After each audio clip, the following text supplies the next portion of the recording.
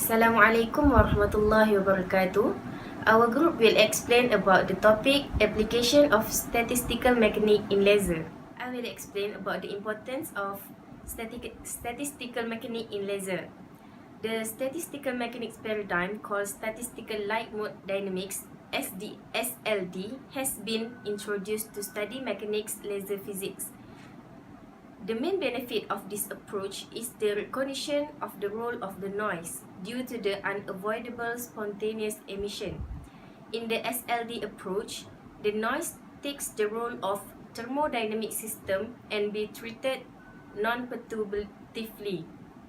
Other than that, a classification can be established between glassy and non-glassy random lasers, depending on the distribution of the disorder, non-linear mode coupling induced by the microscopic structure of wave scatterers and the properties of the optically active material in the candidate random laser compound.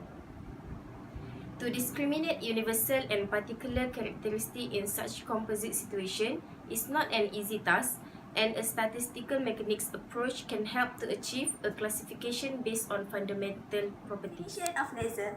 Laser stands for light amplification by stimulate emission of radiation. Laser is a device which produces highly directional light. It emits light through a process called stimulate emission of radiation, which increases the intensity of light. A laser is different from conventional light source in four ways, which is coherence, directionality, monochromicity, and high intensity. The laser beam is very narrow and can be concentrated in very small area. This makes laser light highly directional. The laser light spreads in a small region of a space. I will talk about the application of statistical mechanics in laser. The statistical mechanics paradigm, called statistical light mode dynamics (SLD), has been introduced in the early works to study multimode laser physics, for which the number of modes is generally large enough, 10 to the power of 2 to 10 to the power of 9 in long lasers, and such that the presence for non-linearity makes the problem non-trivial. One of the main benefits of this approach is the recognition of the role in the noise due, example, to the unavoidable spontaneous emission.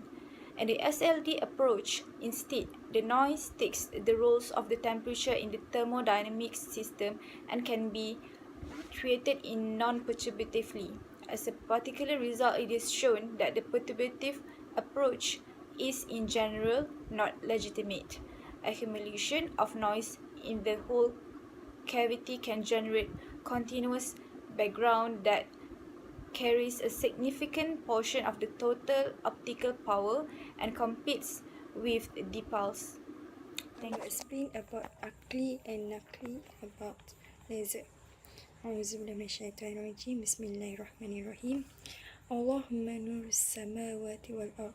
Mathalu nurihi kamishkatin fiha misbahun. المصباح في الزجاجة. الزجاجة كأنها كوكب دري يوقد من شجرة مباركة زيتونة لا شرقية ولا غربية يكاد زيتها يضيء ولو لم تمسسه نور على النور يهدي الله لنوره من يشاء ويضرب الله الأمثال للناس والله بكل شيء عليم. Allah is the light of the heavens and the earth. The example of his light is like a niche within which is a lamp. The lamp is within glass. The glass as if it were a purely white star lit from the oil of a blessed olive oil, neither of the east nor of the west, whose oil would almost glow even if untouched by fire. Light upon light, Allah guides to his light whom he wills, and Allah presents example for the pupil, and Allah is knowing of all things. This means about the parapel is made up of 5 elements: niche, lamp, glass, oil, and fire. Of these, the lamp, oil, and fire are basic to the parapel. The niche and glass are important ancillaries. A lamp is a device for lighting an area. Oil is the material needed for combustion, and fire lights the lamp. The niche arises at a certain height in the wall. It meant to diffuse the light of the lamp widely in the house. The glass encasement, besides helping in the diffusion, makes the light bearable. Already we can see that such a lamp must give bright light. It is to such light that the light of Allah is likened to.